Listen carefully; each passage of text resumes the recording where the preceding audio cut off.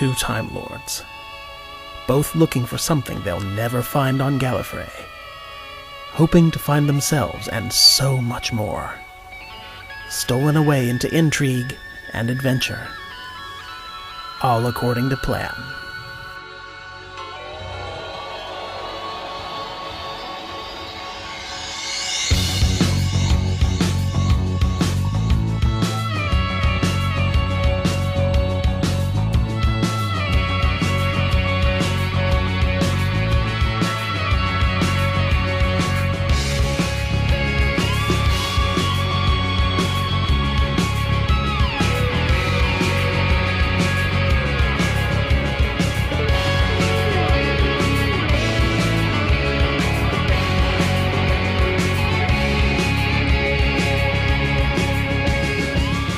Stolen Hearts, The Invitation, a Gallifreyan love story, by Edward Winterrose, starring Edward Winterrose and Jennifer Anderson.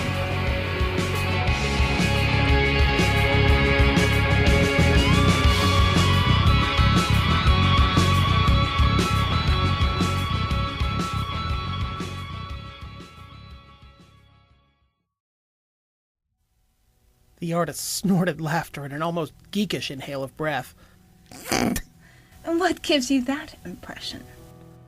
Because it is the decision that makes the most sense for your continued survival, my dear. Because in doing so, you save the universe from being transformed into a never-ending hell. And because neither of you have a choice in the matter. Winterrose thought hard to the artist. He's not going to let us go, artist. We have to unite our minds again. Tell me you still have your sonic tool on you. The artist nodded the affirmative and stalled. What's in it for us, Barusa? Given your treatment of us so far, I'm not really sold on your sense of altruism. Since you asked, I can see to it that the two of you are returned to your own time stream, if you survive. You will of course have your memories of the present erased so you don't damage this present's history. I can even arrange, should you decide to continue to run your TARDIS in, that you be allowed to do so until further notice. And if we refuse, it will give me no pleasure to do so. But with the coronet I can empty out your minds. I can leave such a single-minded obedience in the both of you, you would walk across molten steel to bring Rassilon's immortality to me. You would be more useful in charge of yourselves while you did it. The chances of your survival in the death zone increase to something like 45% if you can think for yourselves. Your choice is to do this willingly or not, but understand, you will do this all the same. I do not understand why you still resist. You are doing the right thing in helping me. You don't understand anything, Barusa, said a woman clad all in white. The three of them momentarily counted and arrived at the same conclusion. A stranger had joined the conversation, seemingly having appeared from thin air. Winterrose felt Barusa's control nearly vanish in astonishment.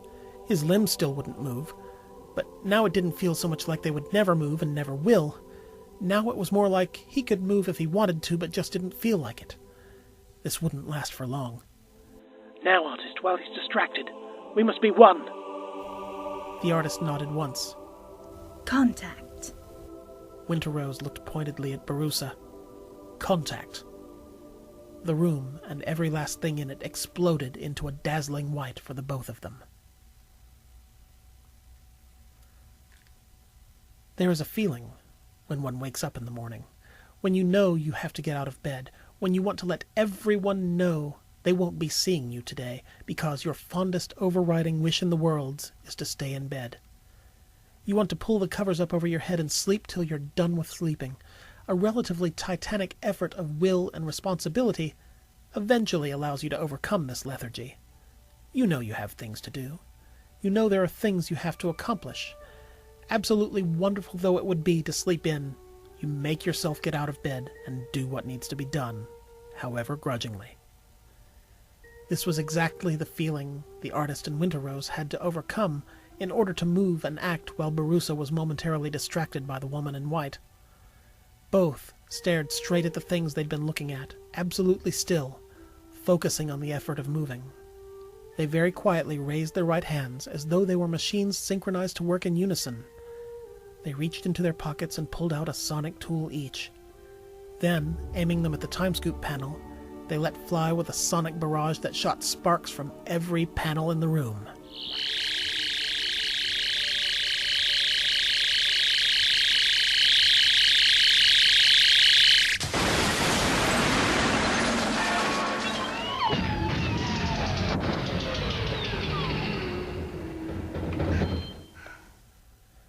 Barusa himself backed away to evade the shower of hot sparks and tripped over his own feet. He fell backwards in a half-comic flailing of ivory robes, knocking his head hard enough against the floor to send the coronet from his brow. It obligingly slid under an electronics cabinet out of easy reach. The control that returned to the artist and Mr. Winterrose's limbs was a palpable thing. As with the relief that comes after finding out a thing wasn't so bad as you'd feared. The expression Winterrose thought of was, "Well, there's a world's weight off my shoulders." Things were quiet for a moment. Barusa was trying to sit up. This changes nothing." I disagree. The artist growled and moved to yank the president to his feet, then stopped, regarding the woman in white. The woman's skin was too smooth, was the artist's first thought. It was as though the woman had been cast from porcelain or alabaster. Her hair was silver white, with accents of the same color around her face. She was reasonably well constructed for a humanoid. She was draped in a silver-white robe that reached all the way to the floor. Her look was cool compared to the warm ivory of the president's robes. There was only the merest warm tone to the look of her to show that she wasn't animated chalk or stone. The woman nodded to the artist, then reached down and helped Barusa to his feet one-handed, showing a strength you wouldn't guess at to look at her. Are you injured, President Barusa? Barusa pulled his arm away frustratedly. "What are you doing? You must know what it is you are allowing to come about. What will happen if Rassilon is allowed to someday return? Even the Guardians must know that the end of time must not be allowed to occur." Winterrose and the artist exchanged a look. The room was starting to fade from its dazzling white in their own perceptions. Sharing the realization that they were in the presence of one of the embodied Guardians was a little dwarfing. These creatures, if they could be called creatures at all, were, by all accounts, the embodiments of order and chaos itself. They normally didn't trouble themselves with ephemeral matters. Their concerns were more eternal in scale. Their problems were of such scope that they were unbounded by anything but relative time itself, and even then, who knew the limits of their power? And one of them was in the room. And do you, Barusa, believe you have more foresight than I in this matter?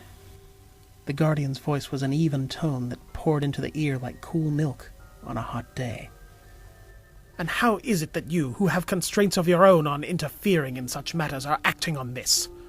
Your interventions are reserved only for the most universal of crises. And even then you cannot be seen to act without your opposite having freed you to do so by breaking the rules first. Where then is the Black Guardian that you are able to bring yourself before us today?" The White Guardian regarded the two renegades, rubbing at their somewhat sore muscles with their free hands.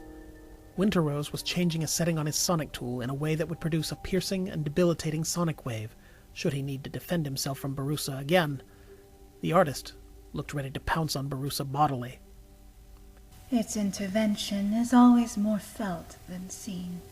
It prefers to work through the hearts of others, the corruptible, the easily led, the insane and the damned. Can you not think of a moment wherein chaos was introduced into your equations? "I can." Both turned to Winterrose. "It was Gratian the same, wasn't it? A sensitive soul, you said, Barusa.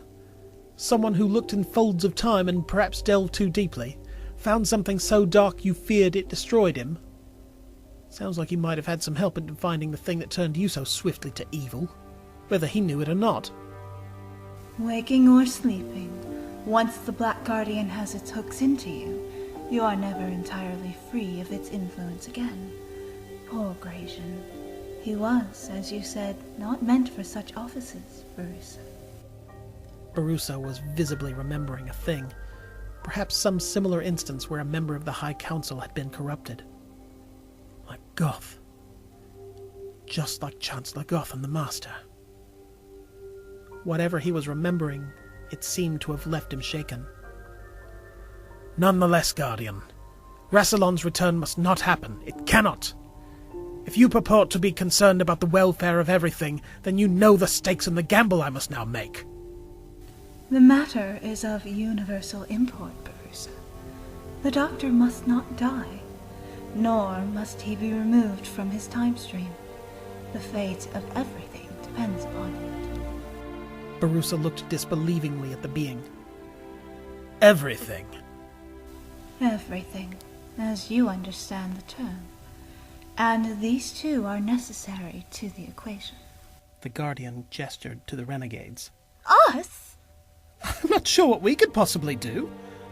And I doubt you can tell us. The only thing we've done so far of any import is to damage the time scoop. That might keep Barusa from kidnapping the Doctor in his time stream, but that's all. You think you can damage this? Rassilon's engineering feats are greater than you can calculate. This will endure far beyond the end of your own lives. Oh, but I wouldn't try using it on anyone unless you've checked it over thoroughly first. Who knows what we just did to it?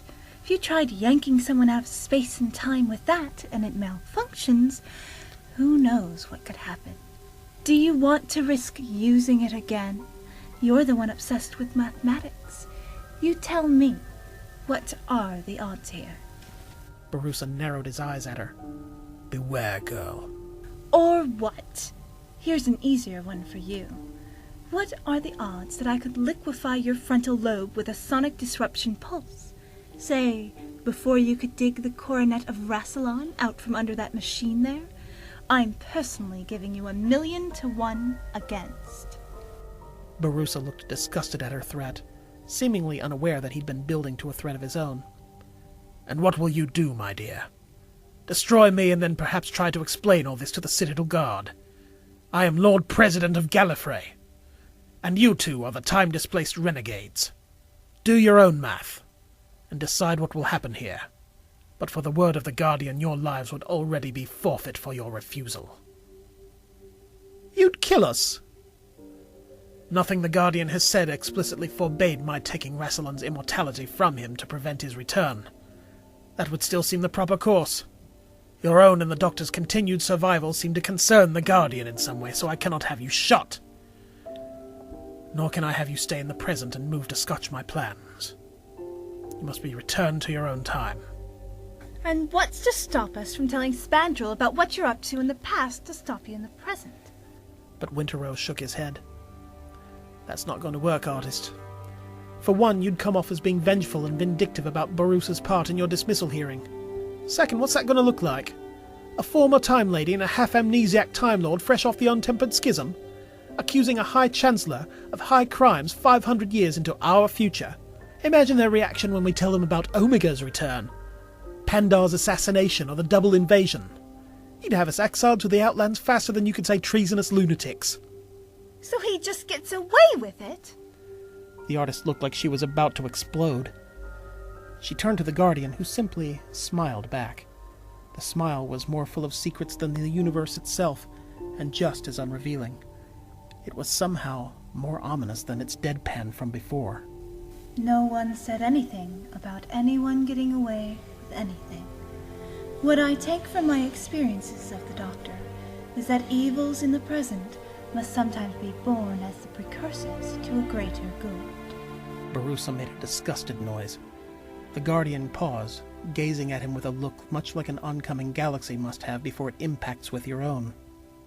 I may only say that to remove him, or the two of you, from the events that must unfold, is to invite greater destruction than even Rassilon may wreak upon the fabric of the whole. My adversary. The Guardian gathered itself up with the air of someone who has to explain the behavior of an embarrassing relative, and sighed heavily, looking sad. It was the most human gesture it had made since arriving. The Doctor has annoyed and affronted my opposite, and it is not what you would call the forgiving type. Very recently in this timeline, the Doctor avoided the Black Guardian's vengeance, and said its defeat it would be a long time recovering from.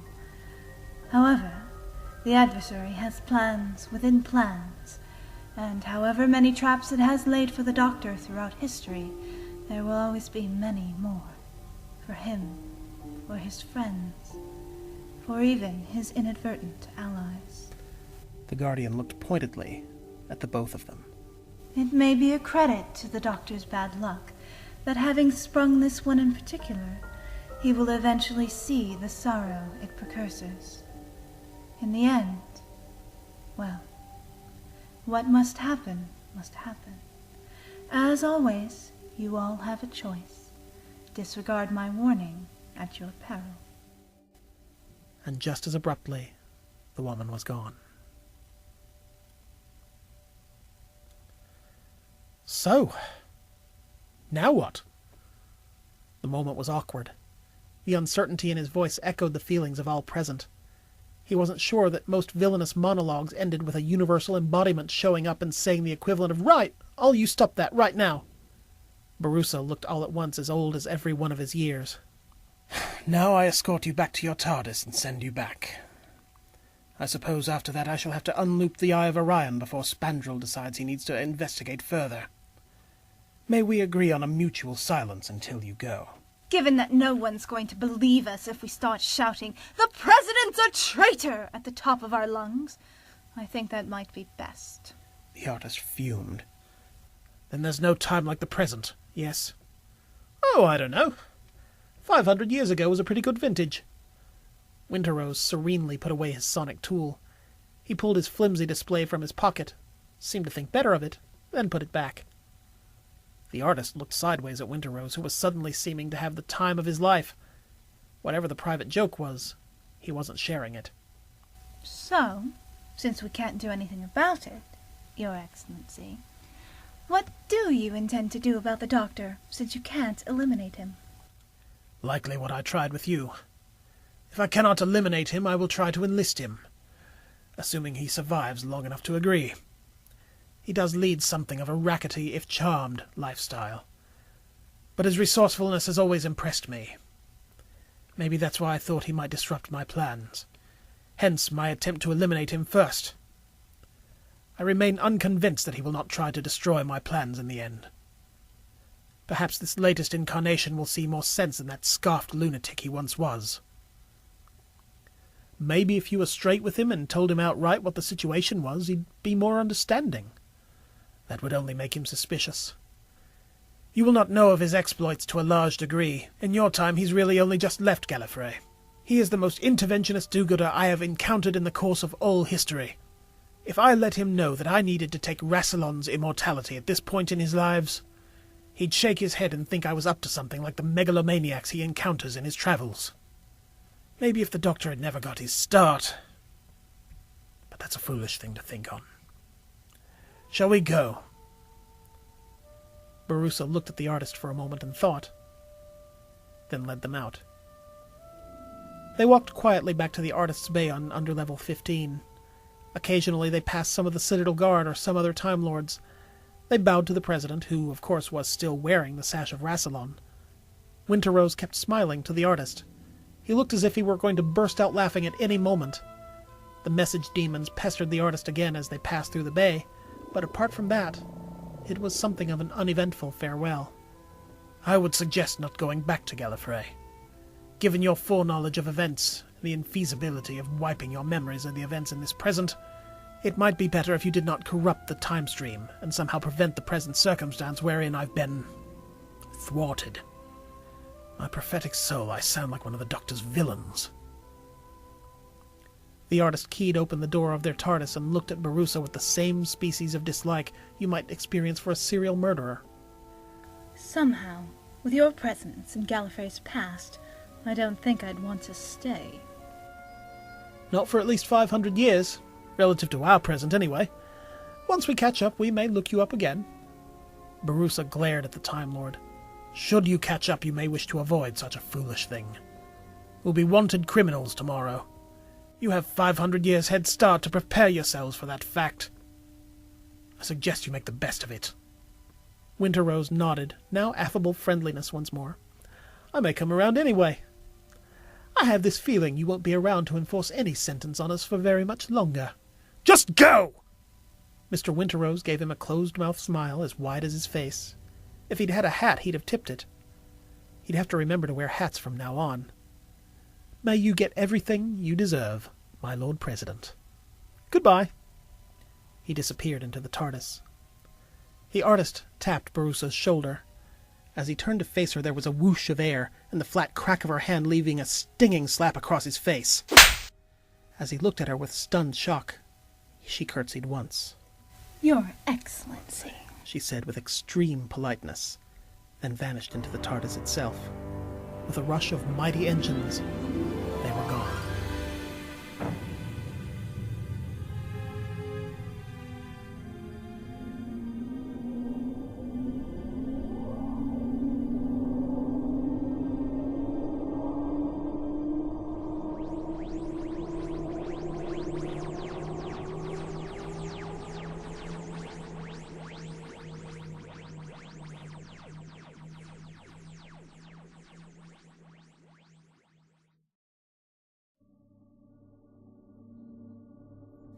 Not just yet, Barusa. Ha!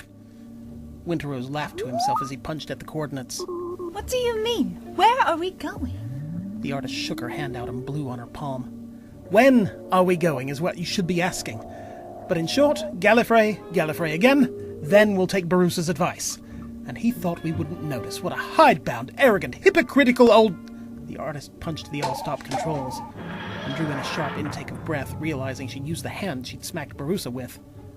We're not going anywhere until you start explaining some things. If we're going to be traveling together, then you need to start being more forthright with me. Winterrose looked only slightly apologetic, still caught up in the excitement of his private joke. You are absolutely right. Remind me from time to time if I forget to bring you in on stuff, okay? Granted. Now explain. He's still trying to enlist us, artist. Did you hear what he said about the Doctor? Maybe if he'd never got his start, I think he said. Did you get that look he gave you? And then there was all this business about our needing to be protected from harm, and some part we have to play in all this business about the Doctor being so important to the saving of time in the universe. I've got more than a theory on this. I've got a hypothesis that I mean to experiment, and you are so gonna like this. Winterrose started the controls going forward again, or rather, he started them backward toward their own time stream. The artist thought of arresting their flight again, but arrested herself instead. What am I going to like? Winterrose gave her a smile that was only half lunatic. How'd you like to get back at Barusa for all the trouble he gave you in the Academy? For raking you over the coals and having you discommoded as a time lady? For giving you merry hell over the Doctor stealing his TARDIS out of your bay? The artist hopped onto this bandwagon merrily. How soon? And what are you thinking? It's meant to be a surprise! Do you really want to know right now? Anyway, I've got a quick errand to run first. Then I'll be ready. Make it quick, okay? I'm getting something to eat. It's been a while since Agra biscuits. We'll be there in moments. Can I have something too? Now that you mention it, I'm famished. I'll see what I can scare up.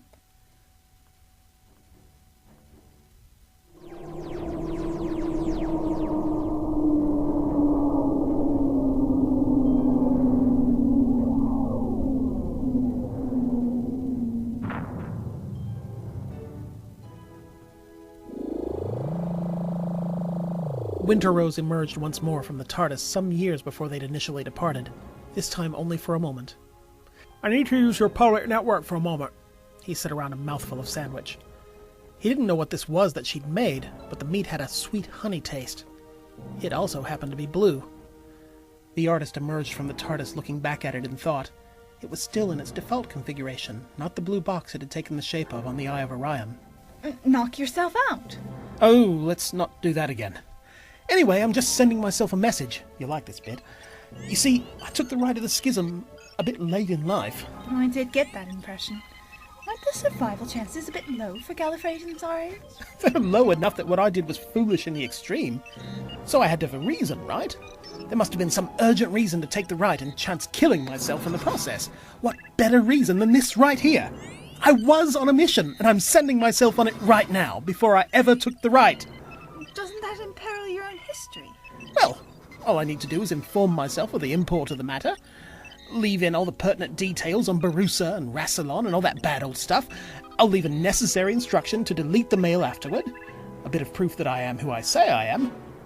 He took out the flimsy and imaged himself, then dropped the image into the mail.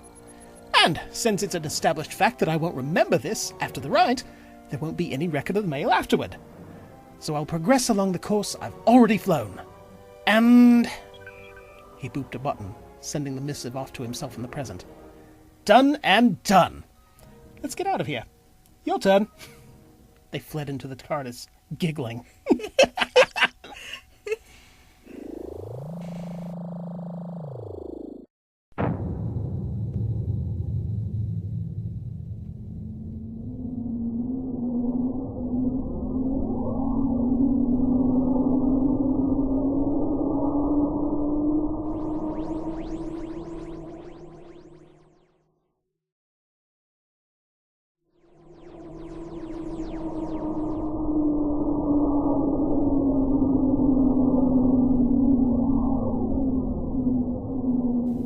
They appeared in the bay once more, this time on rather a meaningful day in the artist's past. Coming out of the TARDIS, they went straight to the artist's terminals again. The artist looked all at once amazed, shocked, thrilled, and terrified as she keyed in her security codes. You can't mean this! This is what Barusa meant? I think this is exactly what he meant. In the time it took for Spandrel to have us taken to his office, Barusa had plenty of time to look at our files. He knew exactly who you were and what was taken from you. And by whom? If we'd just left Gallifrey like he was suggesting, I think this would never have happened. By being here at this point in time to make sure it takes place, we ensure both our future and future Barusa's present. I can't imagine a thing that'll honk off Barusa more than this. She deactivated the security systems and nullified all but one camera in the bay. I suppose nothing would vex him more. It does make a kind of sense. Just so you know, I'm going to suffer a lot of frustration and angst over this. The me in this time, that is. Not the one speaking to you now. Besides, it's not like I have a choice in it. Winterrose shook his head, echoing the Guardian's words. We all have a choice. It's rarely given to us to choose to do the right thing. Happily enough, we have a lot of good choices to make today.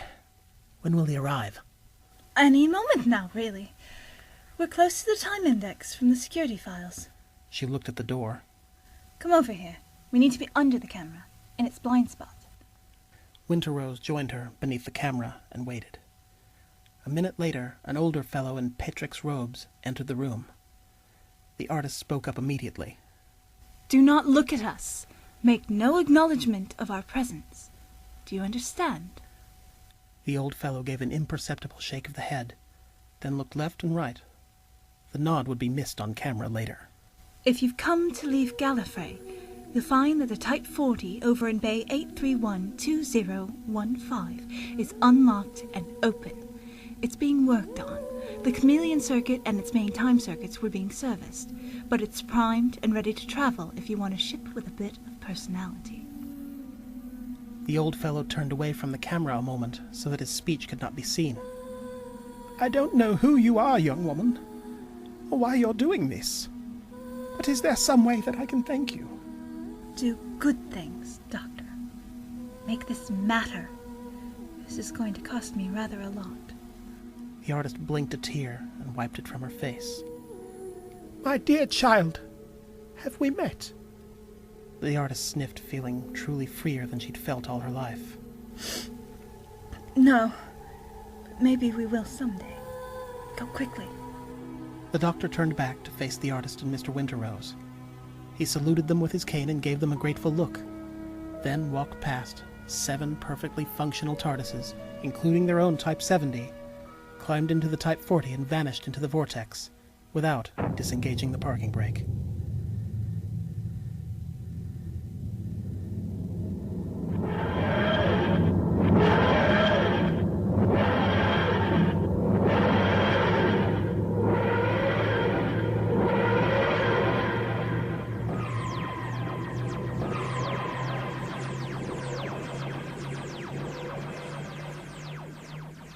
As an afterthought, Winterrose activated his sonic tool and broke the camera above their heads. You'd better wipe the record of us disengaging the security in here.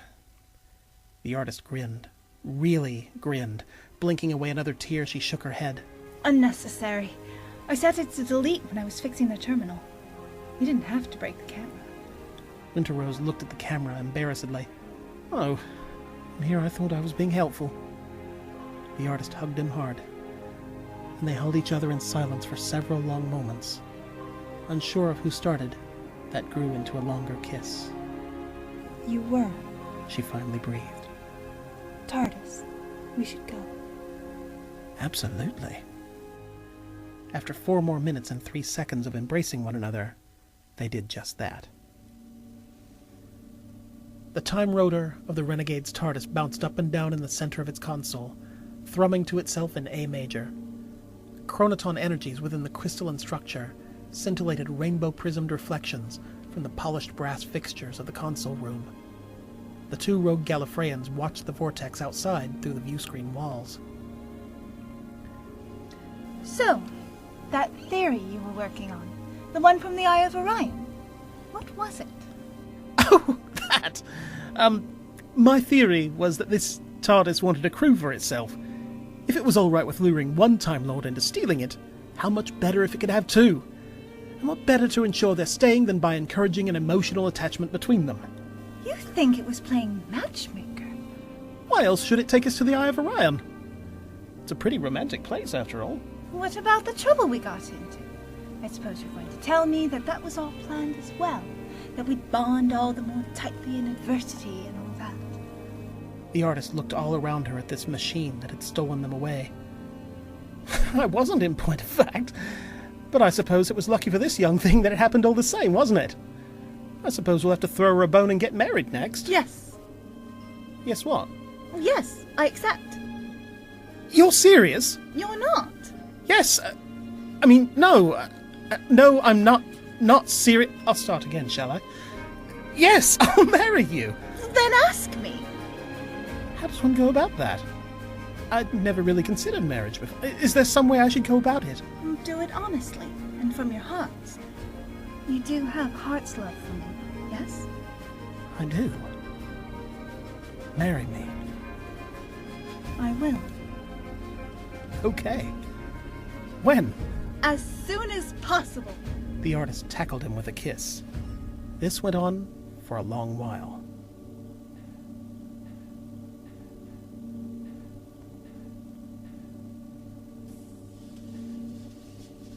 Some hours later, the artist proclaimed, I have a name for our TARDIS. She needs a name? Winterrose rolled on his side from the futon they dragged into the console room. All good ships have names. Ours should be no different. And given the nature of our acquiring it, I've got the perfect name. How about the Stolen Heart? I like it. Done and done. Good. Now let's go get married. Were it not so low to the floor, Winterrose felt as though he might have fallen off the couch. Now? Well, we'll want to get some clothes from the wardrobe first. But yes, now. Winterrose thought about it. Why not? Yes. Like the man said, no time like the present. Okay, where do you want to go? When I was doing research on other worlds, I read a lot of their science fiction. The Doctor's favorite world was positively dripping in speculative fiction when I was scanning through human literature. They have a fixation on alien life in their art and literature. They have events to celebrate the genre, conventions for enthusiasts even. They dress up as all manner of imaginary species and strange humanoids. We wouldn't be out of place in one of those at all. Tell me more, said Mr. Winterrose. And she does.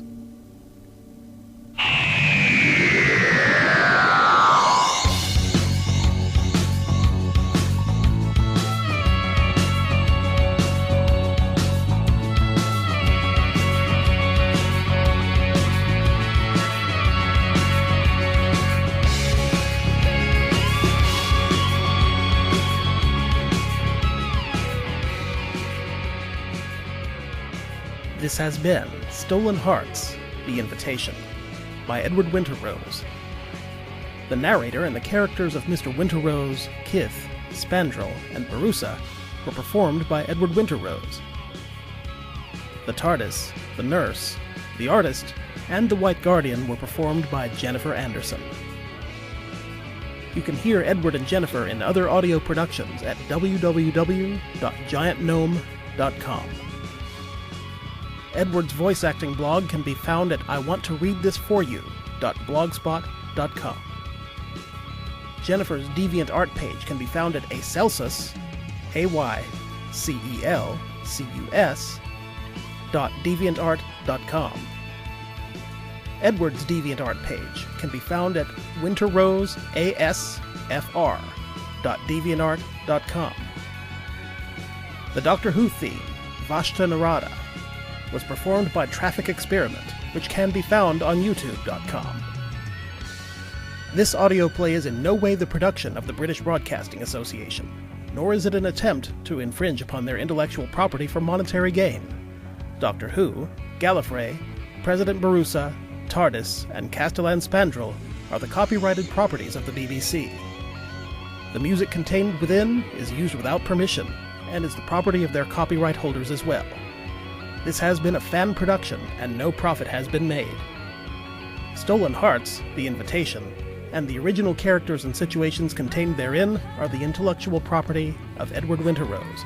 Copyright 2012, and all rights are reserved. Thanks for listening. We hope you liked it, and we hope to see you at the wedding.